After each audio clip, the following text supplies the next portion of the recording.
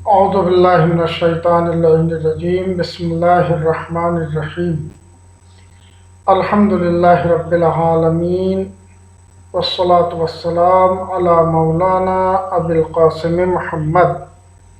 وآلہ الطیبین الطاہرین المعصومین اللہم صلی علی محمد وآل محمد۔ دوستو، ہم نے گزشتہ جلسے میں آپ کی خدمت میں قرآن کریم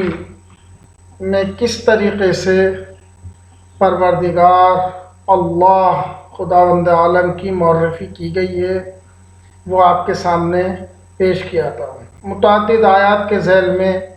جو اوصاف پروردگار کے لیے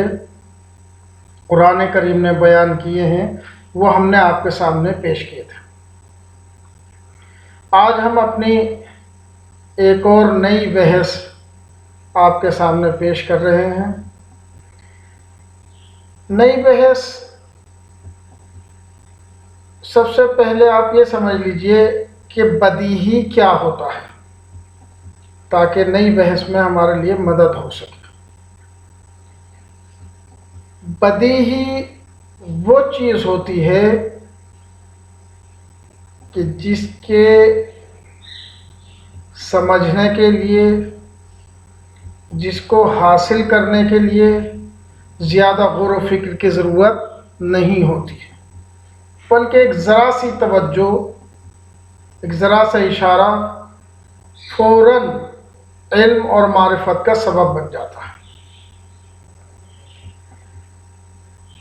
ہماری آج کی بحث کا عنوان ہے خدا معلوم ہمگان است، یعنی پروردگار سبھی کے پاس موجود ہے، پروردگار کو سب جانتے ہیں، چاہے وہ لوگ ہوں کہ جو ادیان آسمانی کے تحت آتے ہیں یا وہ لوگ ہوں کہ جو ادیان الہی کے زمرے میں شامل نہیں ہوتے ہیں بلکہ کسی دوسری نہج پہ جا رہے ہیں۔ وہ تمام کے تمام افراد اللہ تعالیٰ کو، بھگوان کو، گوڈ کو، ایشور کو پہچانتے ہیں، جانتے ہیں۔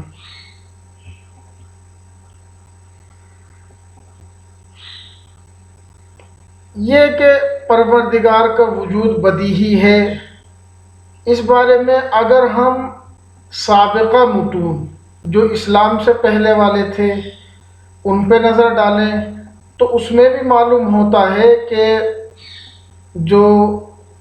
دیگر ادیان کی آسمانی کتابیں ہیں، یہودیوں کی، مسیحیوں کی، جو موجود ہیں، اویلیبل ہیں ہمارے زمانے تک، ان کی عبارتوں سے یہ نتیجہ حاصل ہوتا ہے کہ وہاں بھی خداوند عالم کے وجود کو مسلم تسلیم کیا گیا تھا کہ ہاں موجود ہے، بدیہی مانا گیا تھا، یعنی جس میں زیادہ استدلال برہان لانے کی ضرورت نہیں، لیکن اتنی صاف عبارتیں نہیں ہیں جیسے بالکل قطعی طور پہ ہم نتیجہ لے سکیں۔ لیکن بعض دانشوروں نے اس طرح کی چیزیں لکھی ہیں ان کتابوں کی طرف نسبت دیتے ہوئے کہ جس سے اندازہ ہوتا ہے کہ وہاں بھی اس زمانے میں بھی خداوند عالم کا وجود بدیہی تصور کیا جاتا ہے۔ آربیری ایک بڑا دانشمند ہے یورپ کا، وہ کہتا ہے کہ افلاطون کے زمانے میں، جو افلاطون فلسفی تھے، ان کے زمانے میں بہت ساری باتیں ہم دیکھتے ہیں، اس میں ایک بات یہ ہے کہ اس زمانے میں جب خدا کو ثابت کیا جاتا تھا تو دلیلوں اور برہانوں کے ذریعے سے وجود خدا کو ثابت کیا جاتا تھا، اور وہی پہلا ٹائم تھا کہ جسے ہم کہہ سکتے ہیں کہ انسان نے خدا کی تلاش شروع کی۔ اگرچہ تصور خدا جب سے انسان موجود تھا لیکن اس دانشمند کے مطابق کہ جب سے افلاطون کا زمانہ آیا تو دلیل اور برہان کے ذریعے سے خدا کو پہچانا جانا شروع ہو گیا یا پہچاننے کی کوشش شروع ہو گئی۔ اگرچہ سامی افراد جو تھے وہ معمولاً جو ہے خدا کو اسی متن میں، اسی میٹر میں تلاش کرتے تھے کہ جو وحی کی صورت میں انبیاء سابق نے ان تک پہنچایا تھا۔ سامی افراد جو کہلاتے تھے، جناب نوح کے بیٹے جو سام تھے ان کی اولاد میں سے جو افراد تھے انہیں سامی کہا جاتا تھا۔ تو جو سابقہ انبیاء کی تعلیمات تھی وحی کے ذریعے سے، ان سے خدا کو پہچاننے کی کوشش کرتے تھے وہ لوگ۔ اور آریائیوں کی کتاب جو اوستا ہے، اگر ہم اس میں دیکھیں تو وہاں پر بھی خداوند عالم کا وجود اور اصل ہستی مسلم مانی گئی ہے۔ یعنی ایسا نہیں ہے کہ صرف سامی لوگ ہی پروردگار کے وجود کو مسلم مانتے تھے، بلکہ وہ افراد بھی کہ جو ان مذاہب سے الگ تھے، وہاں بھی ایسے متون ملتے ہیں، ایسی عبارتیں ملتی ہیں جس سے اندازہ ہوتا ہے کہ پروردگار کے وجود کو مسلم مانا گیا ہے، اسے کسی دلیل اور برہان کی ضرورت سے مبرہ سمجھا گیا ہے۔ اسی طریقے سے اگر ہم مثلا ویدوں کا مطالعہ کرتے ہیں یا اپنشاد جو ہیں ان کا مطالعہ کرتے ہیں ہندو مذہب میں، تو وہاں پر بھی یہ ہے کہ وہ جو خالق ہے اور جو مبدع ہستی ہے اسے بھی تقریباً مسلم تصور کیا گیا ہے۔ بس سوال جو ہے وہ اس بارے میں کہ اس کے اوصاف کیا ہیں اور اس کے اوصاف کس طریقے سے ہم سمجھ سکتے ہیں، یا اس کے اوصاف میں کوئی شریک ہے نہیں، اس بارے میں گفتگو الگ ہے۔ لیکن اصل وجود پروردگار وہاں پر بھی، یعنی ہندو مذہب میں بھی،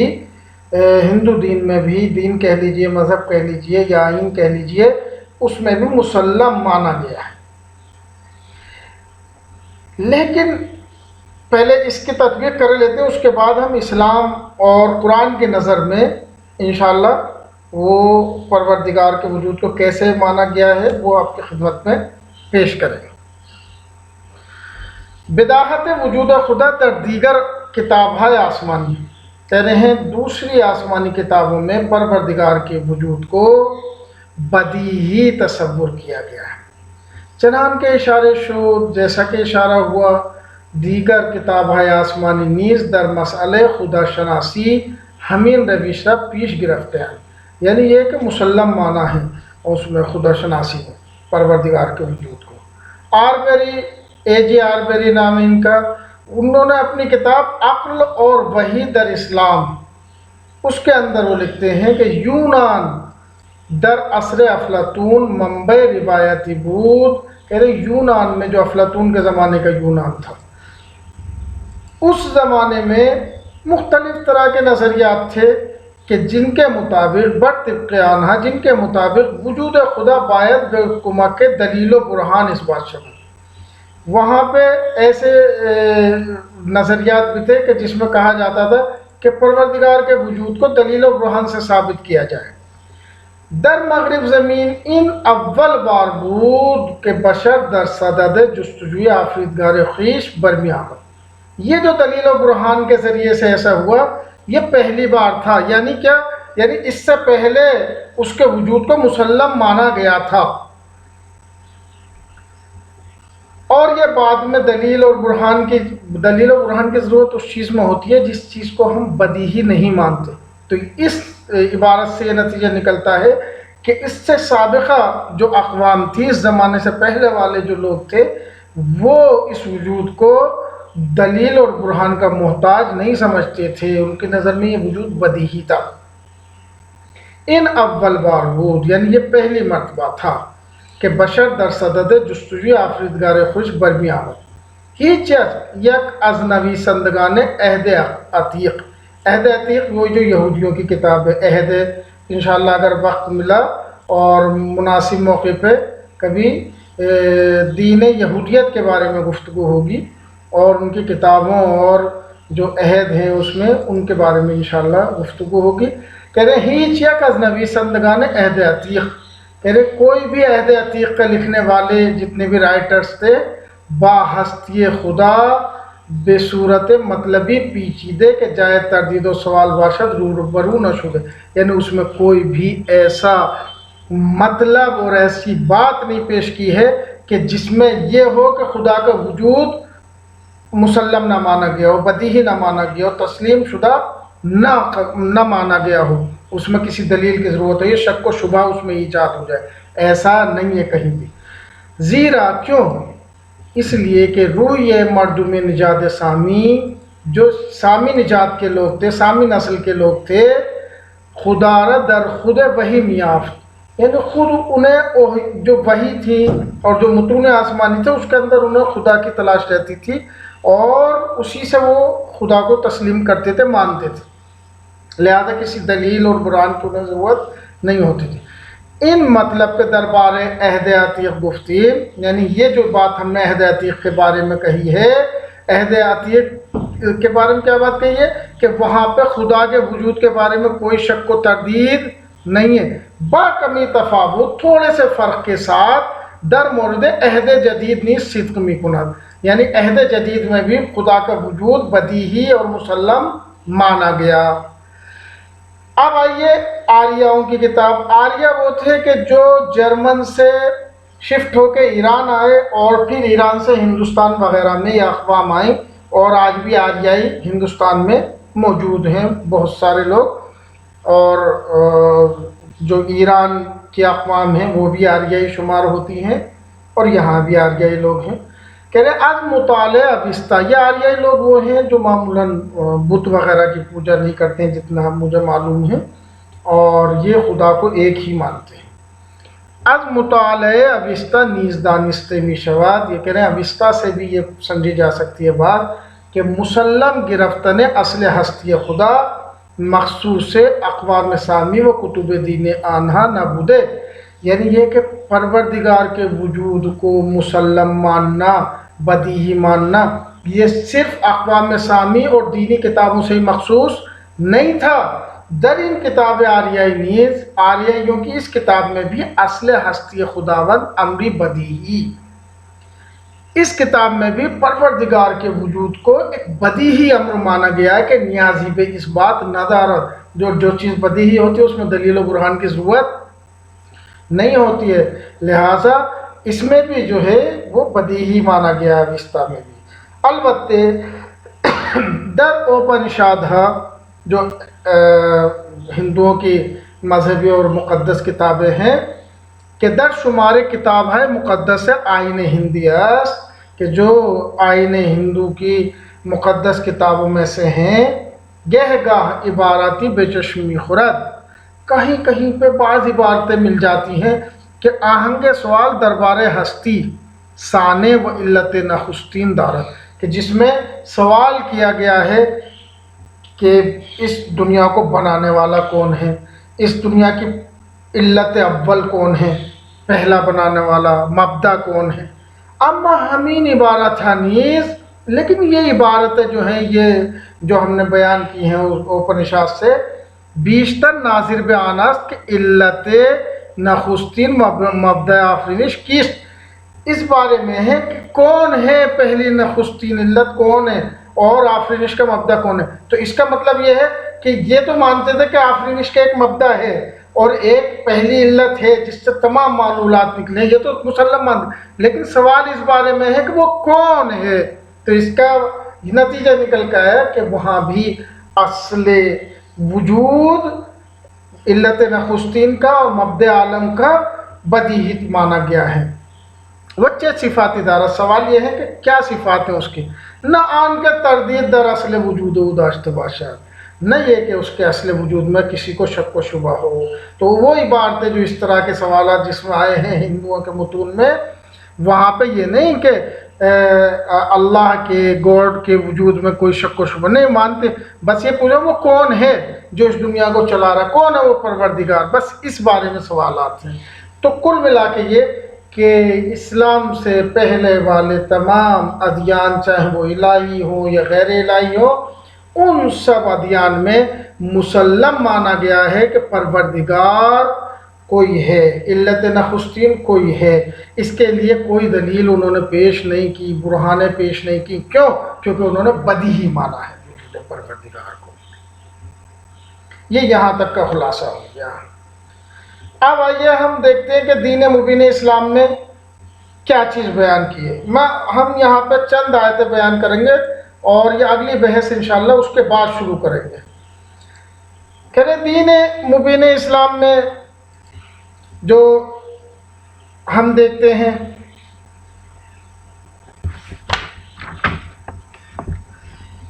عصر بعثت، اگر ہم دیکھتے ہیں تو عصر بعثت میں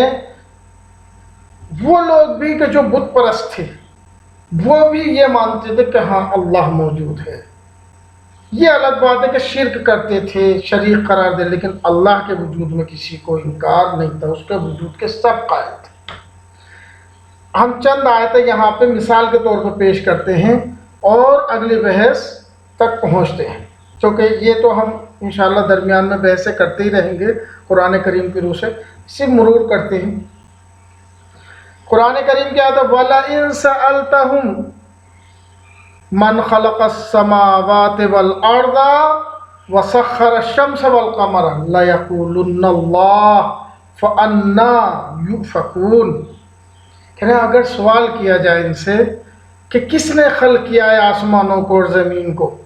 اور کس نے مسخر کیا ہے سورج اور چاند کو، لَيَقُولُنَّ اللَّهُ، تو یہ سب کہیں گے اللہ نے۔ تو اس کا مطلب یہ ہے کہ وہ مشرک اور وہ کافر جو نبی مکرم اسلام کو نہیں مانتے تھے لیکن اصل وجود خدا کے وہ قائل تھے اور کہتے تھے ہاں ان سب کو اللہ نے خلق کیا ہے۔ فَأَنَّىٰ يُؤْفَكُونَ، یہ کس طرف جا رہے ہیں، کہاں پہ کھینچے جا رہے ہیں، کھینچے چلے جا رہے ہیں۔ تو یہ چیز ہے، یعنی یہاں پہ مسلم مانا گیا ہے کہ ان کے نظر میں مسلم تھا، بدیہی تھا کہ اللہ نے ہی خلق کیا ہے۔ دوسری آیت میں جو سورہ عنکبوت کی 63ویں آیت ہے، وَلَئِن سَأَلْتَهُم مَّن نَّزَّلَ مِنَ السَّمَاءِ مَاءً، اگر ان سے پوچھا جائے کہ کس نے آسمان سے پانی نازل کیا ہے، فَأَحْيَا بِهِ الْأَرْضَ مِن بَعْدِ مَوْتِهَا، کہ جس پانی کے ذریعے سے زمین زندہ ہو جاتی ہے مرنے کے بعد، لَيَقُولُنَّ اللَّهُ، تو وہ کہیں گے کہ اللہ نے۔ تو یہاں پر بھی یعنی زمین میں پانی کے ذریعے سے اسے زندہ کر دینا، خلق کرنا آسمان و زمین کو، سورج اور چاند کو مسخر کرنا، قرآن کریم کی نظر میں یہ ہے کہ یہ سب قابل دلیل اور دلیل لانے کی ضرورت اس میں نہیں ہے، بلکہ یہ مسلم ہے، بدیہی ہے۔ اسی لیے قرآن کریم کی زبان میں ان سب چیزوں کے لیے دلیل نہیں لائی گئی ہے، اور نہ کہیں پر اس طریقے سے کہا گیا کہ خدا کے وجود کی یہ دلیل ہے۔ فلاسفہ لاتے ہیں، منطقین یا علم کلام والے لاتے ہیں، لیکن قرآن کریم کی زبان میں اس طرح کی دلیل کہ جس سے یہ ثابت کرے کہ اصل وجود خدا ہے، ایسی کوئی دلیل۔ تو اس کا مطلب یہ ہے کہ قرآن کریم نے دیکھا کہ انسانوں کے لیے اس چیز کی احتیاج نہیں ہے، کیونکہ وہ سب کے سب جو ہیں وجود خدا کو مسلم مانتے ہیں، بدیہی مانتے ہیں۔ ایک آیت اور آپ کی خدمت میں پیش کرتے ہیں، وَلَئِن سَأَلْتَهُم مَّنْ خَلَقَ السَّمَاوَاتِ وَالْأَرْضَ، اگر ان سے سوال کیا جائے کہ کس نے آسمان و زمین کو خلق کیا، لَيَقُولُنَّ خَلَقَهُنَّ الْعَزِيزُ الْعَلِيمُ، یہ سورہ زخرف کی 9ویں آیت۔ تو وہ کیا کہیں گے کہ ان سب کو خلق کیا ہے خداوند عزیز علیم نے۔ تو یہ جانتے تھے، عزیز علیم ہونا بھی جانتے تھے، اللہ ہونا بھی جانتے تھے، یہ تمام چیزیں جانتے تھے۔ تو اصل یہ ہے کہ مشرکین مکہ ہوں یا اقوام سابقہ ہوں جو یہود و نصارہ، یا ان سے پہلے والی جو افلاطون اور ان کا زمانہ تھا، ان سب سے یہ نتیجہ، آریائی اقوام، ان سب سے نتیجہ نکلتا ہے کہ پروردگار کا وجود ان سب اقوام میں، ان سب ادیان میں مسلم اور بدیہی مانا گیا ہے۔ انشاءاللہ تعالی ہم اب تھوڑا سا آئندہ جلسے میں ان اقوام کی طرف اشارہ کریں گے کہ جو جناب نوح، جناب عاد اور جناب سمود کی اقوام تھیں کہ ان کے عقیدے کیا تھے، ان کے عقیدوں کے بعد اصل گفتگو کی طرف واپس آ جائیں گے۔ السلام علیکم ورحمۃ اللہ وبرکاتہ۔ اگر آپ حضرات کو کوئی سوال ہے تو آپ حضرات کمنٹ باکس میں بتا دیں، تاکہ وہیں پہ یا آپ کے رابطہ نمبر کے ذریعے سے آپ کو مطلع کر دیا جائے، جواب دیا جائے۔